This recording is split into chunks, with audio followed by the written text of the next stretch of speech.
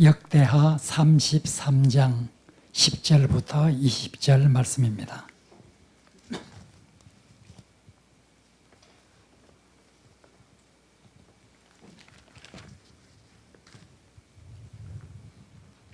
역대하 33장 10절부터 20절 말씀 같이 교독하겠습니다.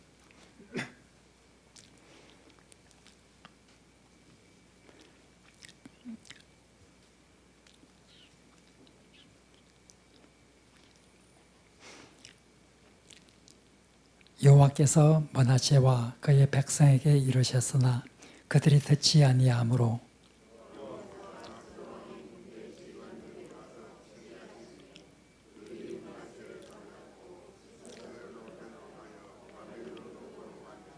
그가 환난을 당하여 그의 하나님 여호와께 간구하고 그의 조상들의 하나님 앞에 크게 겸손하여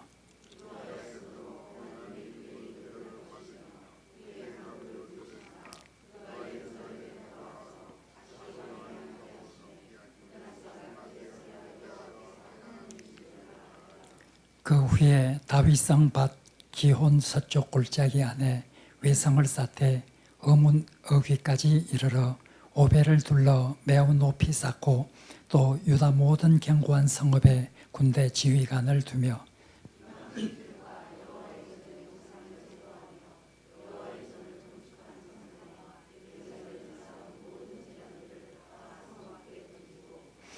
여호와의 제단을 보수하고 화목제와 감사제를 그 제단 위에 드리고 유다를 명령하여 이스라엘 하나님 여호와를 섬기라 하매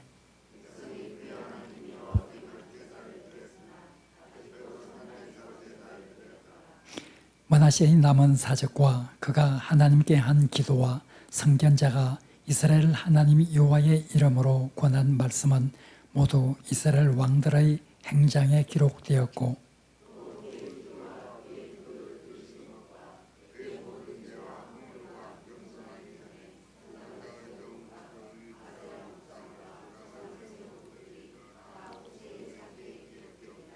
같이 읽겠습니다.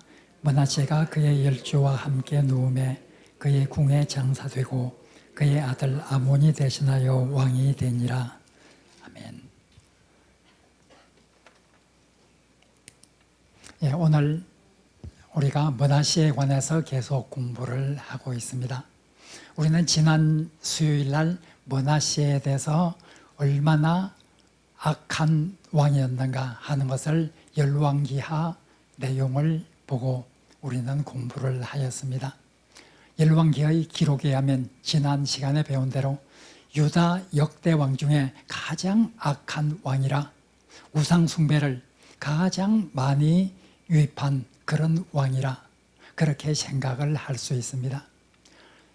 얼마나 그 므낫세의 행위가 하나님 앞에서 가증했던지 성경에 보면 므낫세의 죄로 인해서 유다가 멸망하게 될 것이라 이렇게 말씀할 정도로 그만큼 므낫세는 많은 우상을 섬기고 백성들로 하여금 우상 숭배에 빠지게 한 이런 왕이었습니다.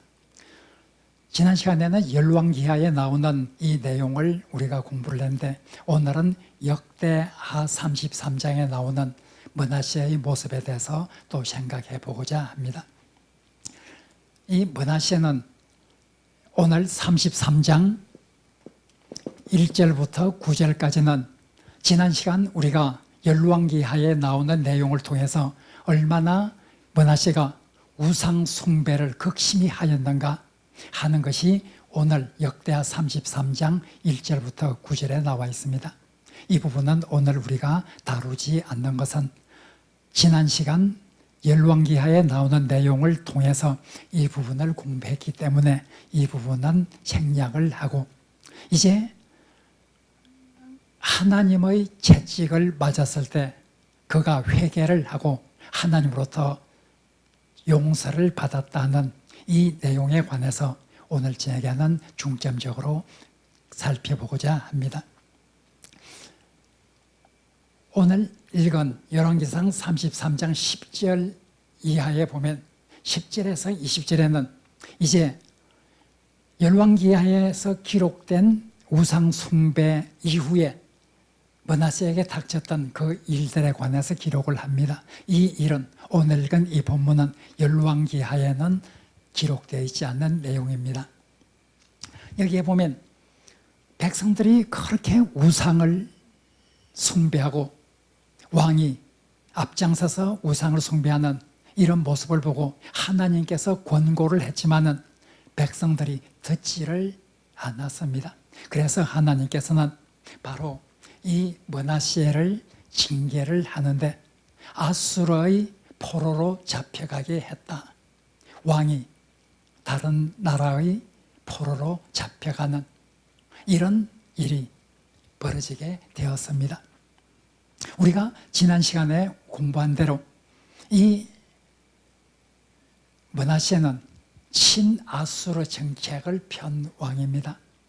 그 아버지 히스기야가 아수르의 침공을 당했을 때 하나님께 기도해서 바로 18만 5천 명이나 되는 아수르 군대가 멸망을 당하고 사네립은 고국으로 퇴각을 했고 고국으로 돌아간 사네립이 바로 자기 아들들에게 암살을 당했다. 우리는 이 히스기야를 공부할 때 그런 내용을 공부를 했습니다.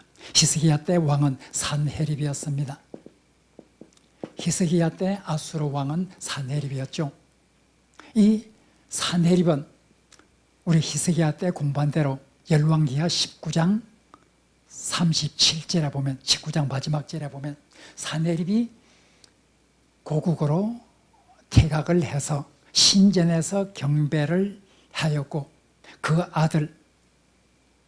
아드람멜렉과 사레셀이 자기 아버지를 암살을 하였다. 그리고 사네립의 아들 에살핫돈이 왕이 되었다. 이것이 열왕기하 19장 37절에 나왔던 내용입니다. 이미 히스기야에 대해서 공부할 때 우리가 이미 공부한 내용입니다. 이 사네립은 자기의 후계자로 에살핫돈을 임명을 하였습니다. 에살핫돈을 임명을 했는데 이 에살핫돈은 장남이 아닙니다. 장남은 아드람멜렉이었습니다. 당연히 아드람멜렉이 왕이 될 걸로 생각을 했는데 사네립이 에살핫돈을 후계자로 지명을 했기 때문에 아드람멜렉과 사레셀이라고 하는 이 에살핫돈의 형들이 바로 자기 아버지 사네립을 암살을 하게 되었죠. 그러나 이 암살은 이렇게 반란을 일으킨 이것은 성공하지 못했습니다. 자기 아버지를 죽인 데까지는 나아갔지만은 에살핫돈이 이 소식을 듣고 기욱해서 이 반란을 평정을 합니다. 그래서 에살핫돈이 이제 이 반란을 사네립을 죽인 그 아들들을 바로 물리치고 에살핫돈이 왕위에 오르게 되었습니다. 이것이 열왕기하 19장에 나와 있는 내용입니다. 이제 바로 히스기야 왕 때는 사네립, 이 아수르의 왕의 통치 기간이었다고 하면 지금 히스기야의 아들 므낫세는 바로 에살핫돈의 통치하는 이런 시기에 므낫세는 왕이 되었고 55년 동안 다스리면서 많은 우상을 숭배하도록 그렇게 백성들을 옳지 못한 길로 인도를 하였죠. 그런데 이 므낫세는 철저하게 친아수르 정책을 폈습니다. 그런데 오늘 본문에 보면 친아수르 정책을 편 므낫세를 아수르가 포로로 잡아갔다. 이 아수르 왕이 군사 지휘관들을 보내서 공격을 하도록 했고 그리고 므낫세를 사로잡아서 포로로 끌고 이렇게 아수르로 갔다. 이렇게 오늘 본문은 말하고 있습니다. 친아수르 정책을 편 이 므낫세가 어떻게 이렇게 포로로 잡혀가게 되었을까? 왜 이렇게 아수르의 미움을 받게 되었을까? 거기에 관해서는 정확한 기록이 성경에는 나오지 않습니다. 그러나 만학자들은 성경에는 자세히 기록되어 있지 않지만은 아수르의 역사를 살펴볼 때 아마 그 때에 일어난 것일 것이다, 이렇게 추정을 하기도 합니다. 그것은 바로 에살핫돈이 이젠 자기 후계자를 지명을 했는데, 후계자로 지명을 바로 아슈르 바니팔이라고 하는 이 자기 아들을 지명을 했습니다. 그런데 이 아들은 장남이 아니었습니다. 장남은 원래 장남을 후계자로 세웠는데 장남이 죽어버리고 말았습니다. 그러면 당연히 둘째 아들 샤마시 슌 우킨이라고 하는 이 둘째 아들이 왕위를 이어받아야 되겠죠. 그러나 에살핫돈은 바로 둘째 아들을 임명한 것이 아니라 셋째 아들을 후계자로 임명을 했습니다. 아수르 바니팔.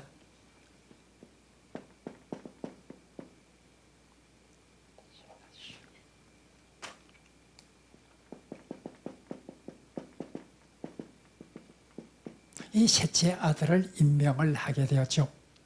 아슈르 바니팔 하면은 굉장히 유명한 왕이죠.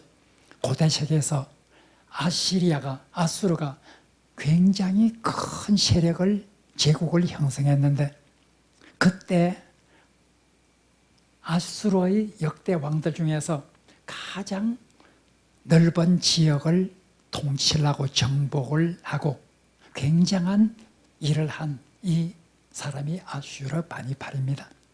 아슈르 바니팔은 그때 얼마나 이 아수르가 융성했는지, 사내립 시대 때 아수르의 수도를 니느웨로 정했습니다.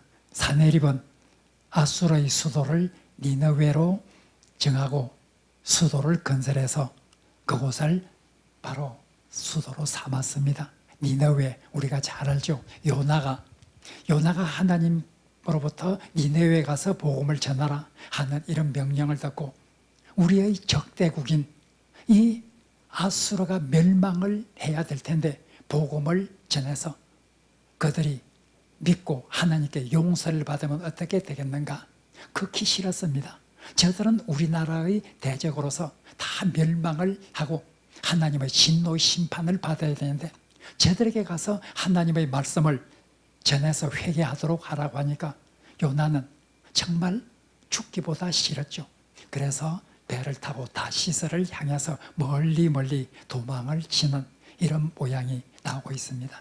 그때 요나가 니느웨에 가서 바로 아수르의 수도 니느웨에 가서 하나님의 말씀을 전해서 회개하도록 하라, 이것이었죠.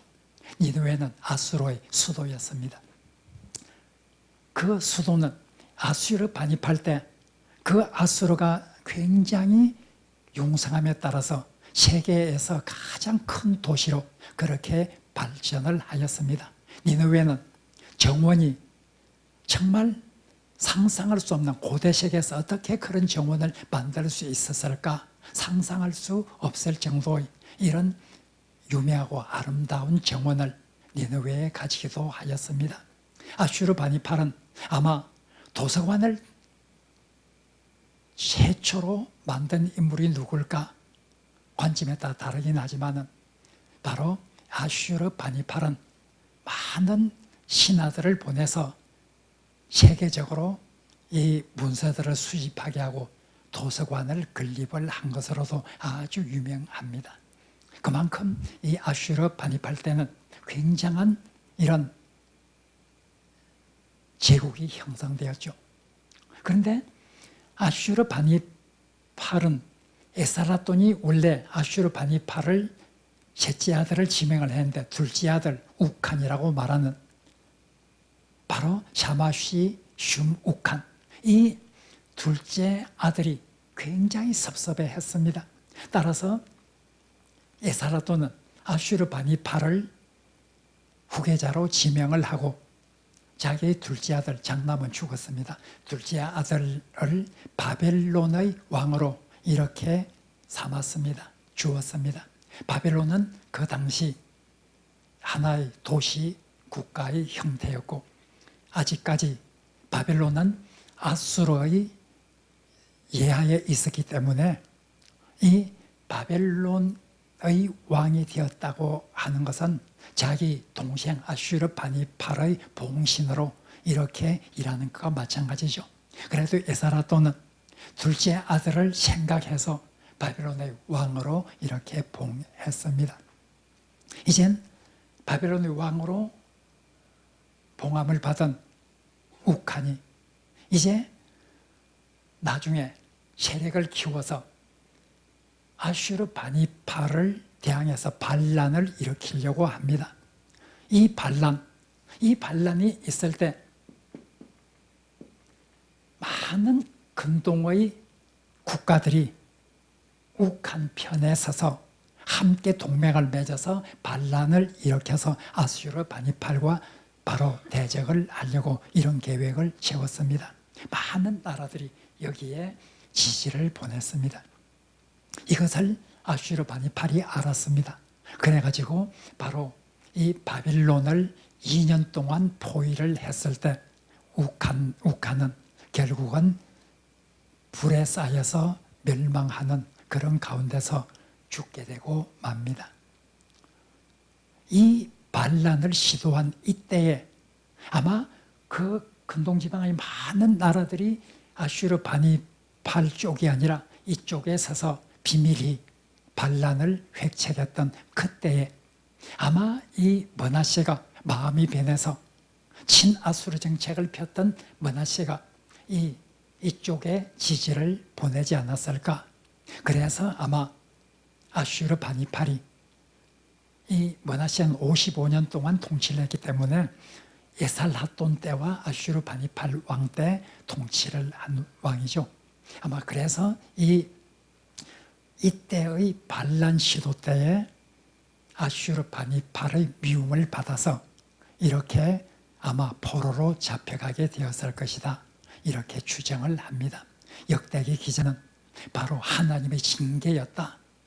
이렇게 포로로 잡혀간 것은 하나님을 버리고 우상을 숭배하도록 한 이런 데 대한 므낫세의 죄악에 대한 하나님의 심판이었다. 이렇게 오늘 본문은 우리에게 소개를 해주고 있습니다. 그런데 포로로 잡혀간 이 므낫세가 오늘 본문에 보면 하나님 앞에 간절히 회개의 기도를 합니다. 하나님 앞에 용서해 달라고 하는, 자기 죄를 고백하고 용서해 달라고 하는 이런 기도를 합니다. 그렇게 악한 왕이, 유대 역대 왕 중에서 가장 악했던 왕이 하나님의 심판을 받아서 아수르의 포로로 잡혀가서 결박이 당해 있는 이 상태에서 기도한다고 해서 하나님 들어주실까요? 어떨까요? 들어주실까요? 이렇게 악한 왕이 하나님의 징계를 받아서 지금 포로로 잡혀가는데 살려달라고 용서해달라고 기도한다. 기도 들어줄까요? 예? 예, 들어준대요. 우리 권사님은 들어준대요. 예, 이 므낫세가 어떤 기도를 했는지 우리는 알 수 없습니다. 그런데 외경에 보면 므낫세의 기도라고 하는 이런 외경이 있습니다. 므낫세 기도라고 하는 이 외경인데 이것은 야곱의 12아들 중에 에브라임과 므낫세, 그 요셉의 아들 이름이 아니라 여기서 므낫세는 바로 유다 왕 므낫세, 악한 므낫세를 말합니다. 이 므낫세가 포로로 잡혀갔을 때 기도한 그 내용이 외경에 나오고 있습니다. 외경이라고 하는 것은 역사적인 그런 가치를 우리가 믿을 수는 없습니다. 아마 이 외경은 주전 1세기나 2세기에 쓰여진 것처럼 보입니다.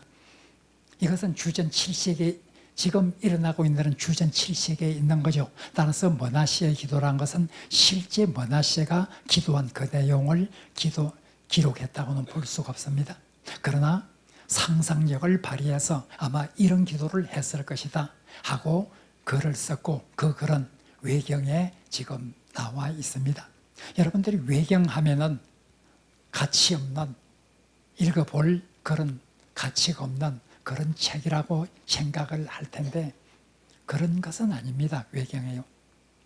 외경 중에서 가톨릭에서는 마카비 1서라든지 마카비서, 토딧, 유딧 많은 외경을 가톨릭에서는 제2경전으로 해서 성경과 같은 권위를 부여를 합니다. 우리 개신교에서는 외경이라 부르지만은 우리 개신교에서 외경이라 부르는 것과 위경이라 부르는 것은 또 다릅니다. 외경은 상당한, 우리가 역사적으로 그것을 믿을 수는 없지만은 상당한 가치가 있는 것이고, 가톨릭에서는 이 외경을 제2경전으로 이렇게 해서 바로 성경의 권위를 부여하고 있습니다. 우리 개신교에서는 그것을 외경이라 하고, 그 외에 15권에 해당하는 외경 외의 모든 것은 위경이라 이렇게 말하죠. 위경은 외경과 가치가 비교할 수 없을 정도로 낮은 거죠. 바로 외경 중에 머나시의 기도가 있습니다. 머나시의 기도 15절까지 나옵니다. 머나시가 직접 기도한 것은 아니지만 그래도 후대의 상상력을 동원해서 그런 상태에서 이런 기도를 했을 것이다 하고 쓴 그 기록에 보면 머나시의 기도 다음과 같습니다. 15절까지 다 읽진 않고요. 9절부터 마지막 절까지만 제가 읽어보겠습니다. 머나시가 기도하는 내용 중에 후반부입니다. 내가 바다의 모래보다 많은 죄를 저질렀으니 나의 죄가 허다하고, 오 주여 그 죄가 차고 넘쳐 내가 하늘을 향해 눈을 들 수 없으니 나의 허물이 많기 때문입니다. 쇠사슬에 겹겹이 묶여 엎드러지고 내 죄로 인해 억눌려 헤어날 길이 없습니다. 내가 당신의 노를 바라며 당신 앞에 악을 행하여 가증한 것들을 세우고 죄를 더하였나이다. 이제 마음의 무릎을 꿇고 당신의 선하심을 구하나이다. 제가 이걸 읽으면서 마음의 무릎을 꿇고, 이 구절이 굉장히 제 마음속에 참 아름다운 표현이다 이렇게 다가왔습니다. 이제 마음의 무릎을 꿇고 당신의 선하심을 구하나이다. 주여 내가 죄를 범하였나이다. 나의 허물을 자백하나이다. 내가 기도하고 당신을 구하나니 나를 풀어주소서. 주여 나를 풀어주소서. 나의 범죄를 따라 나를 멸하지 마옵소서. 언제까지나 노하지 마시고 나의 악함을 쌓아놓지 마소서. 땅의 가장 낮은 곳에 나를 내버려 두지 마옵소서. 당신의 주님이시며 회개하는 자의 하나님이시니 당신의 자비를 조차 내 속에 당신의 선함을 보이소서. 가치없는 나를 구하소서. 그리하면 내가 평생 당신을 찬송하리니 하늘의 모든 권세가 당신을 찬양하고 당신의 영광은 영원 무궁하리이다. 아멘. 이것이 외경에 나오는 머나시의 기도 내용입니다. 정말 이 죄짓고 하나님의 징계를 받아서 쇠사슬에 묶여있는 나를 풀어달라, 용서해달라. 하나님은 용서하시는 하나님인 것을 내가 알고 있사오니 나의 죄를 용서하시고 나를 구원해달라, 이런 내용입니다. 이런 기도를 하나님께서 응답해 주셨습니다. 오늘 본문에 보면 하나님께서 이 기도를 들으시고 응답해 주셨다.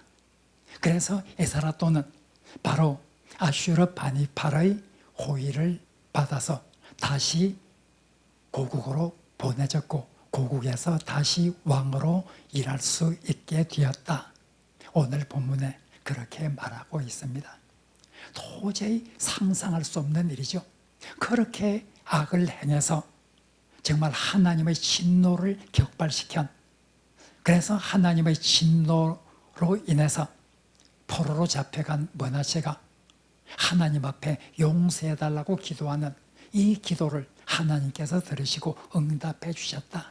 그를 바로 고국으로 돌려보내게 하고 왕으로 계속 일하게 하였다. 참 상상하기 어려운 이런 내용을 오늘 성경은 담고 있습니다.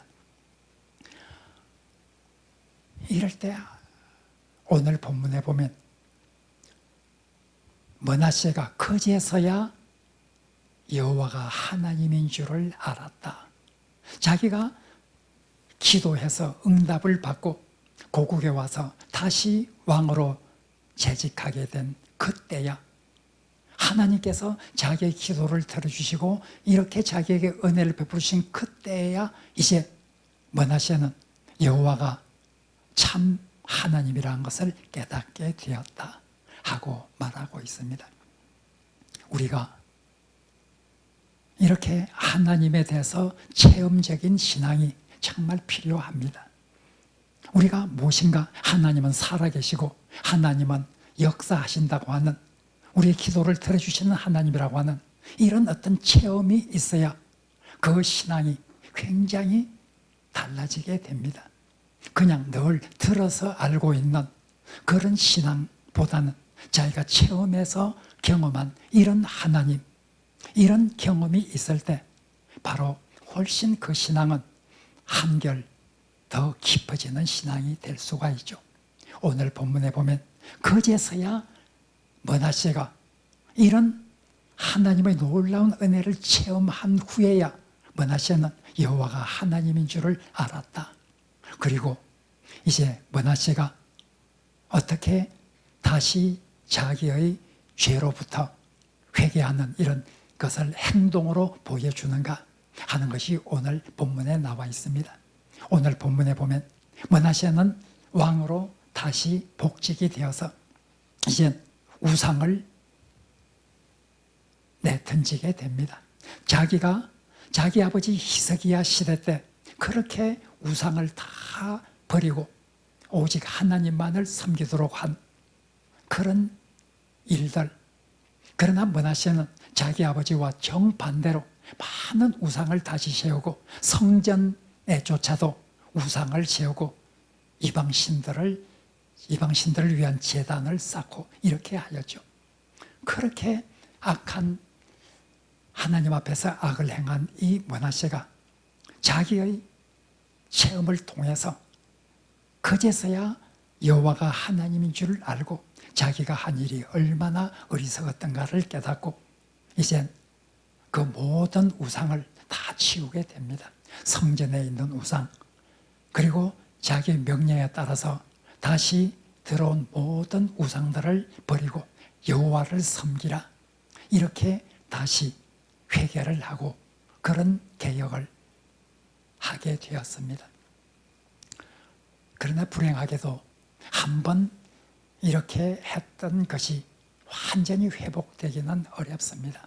히스기야 왕 때 그렇게 정말 온전히 하나님 앞에 회복을 시키기 위해서 노력한 이 자기 아버지 때의 이 종교개혁에 대해서 부정하고 모든 것을 종교개혁 이전으로 되돌려 놓은 므낫세, 이젠 회개를 하고 이젠 우상을 다 지어야 되겠다 생각하고 그런 일을 했지만 한계가 있었습니다.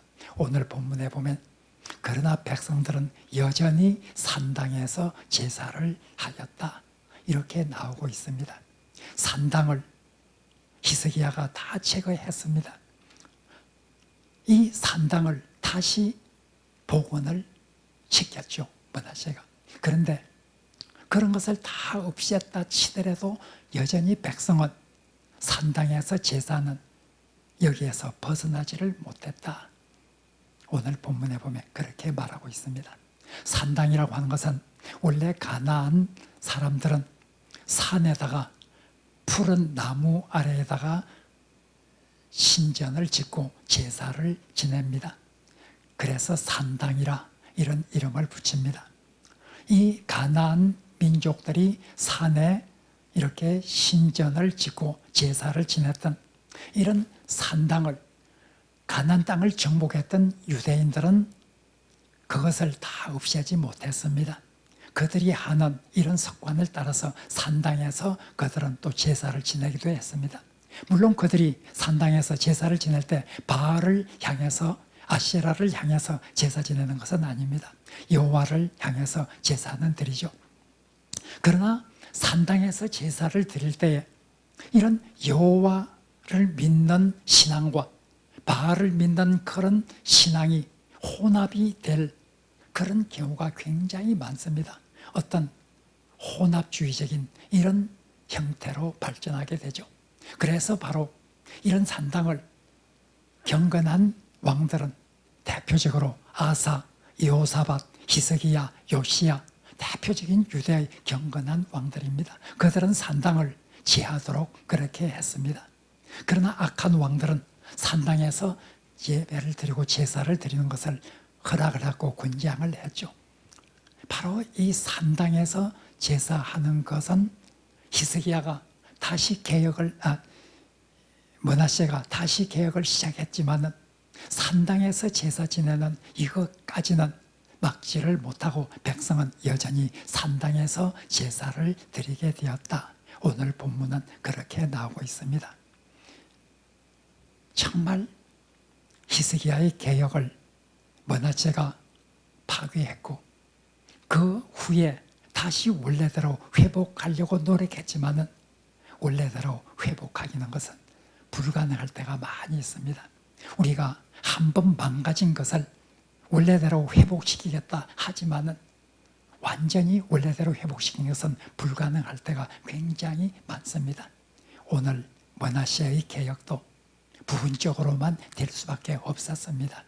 온전히 과거로 회복시킬 수는 없었습니다. 오늘 본문은 이와 같은 내용이 기록되어 있습니다. 정말 오늘 본문을 보면서 우리는 몇 가지 생각을 하게 됩니다. 우선 첫째로 우리가 생각하는 것은 사람은 천사처럼 완전한 사람도 없고 악마처럼 완전히 사탄적인 이런 사람은 없구나.